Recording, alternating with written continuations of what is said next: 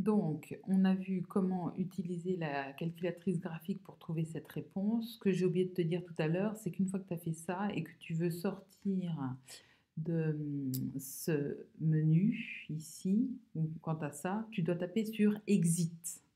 Et quand tu taperas sur Exit, tu verras que cette ligne-là va disparaître, ou en tout cas, tu vas retourner à ton graphique comme tu l'avais au départ.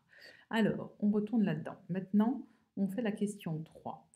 Le projectile, il est lancé à partir du sol. On te rappelle que en fait, ça correspond à la droite d'équation y égale à 0 et on veut savoir quelle est la distance entre le point de lancement et le point d'impact du sol.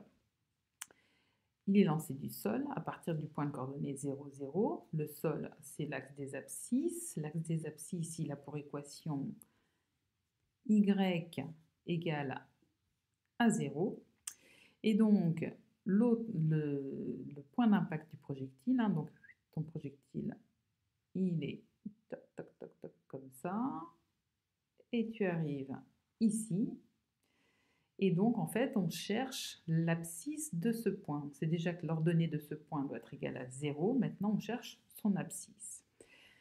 Et donc, la première chose qu'on te demande, c'est de le faire avec la calculatrice. Donc, tu retournes dans ta calculatrice le menu graphique et cette fois-ci, en utilisant GSolve, donc GSolve, c'est ce qui est expliqué ici, en faisant Shift F5, tu fais à nouveau apparaître cette liste d'instructions et toi, tu veux route, racine.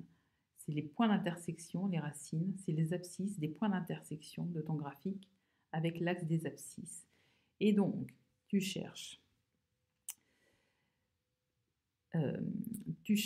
les coordonnées de ces deux points. Celui-là, tu sais qu'il a pour coordonnées 0, 0. Et donc, le deuxième point que tu cherches, c'est donc l'abscisse de ce point du graphique qui a pour ordonnée 0. Donc, comme tout à l'heure, tu vas utiliser le menu GSolve et cette fois-ci, au lieu de prendre max, tu choisis route. Et route, on te le dit ici. Donc tu dois appuyer sur la touche F1 cette fois-ci et pas sur la touche F2 qui te permettait d'obtenir max. Et en faisant ça, tu vas obtenir que le deuxième point d'intersection du graphique avec l'axe des abscisses, il a pour abscisse 10,333 et des poussières décamètres. Donc, ça veut bien dire qu'à 1 cm près, comme c'est des décamètres, donc tu as bien 103 mètres et 33 cm.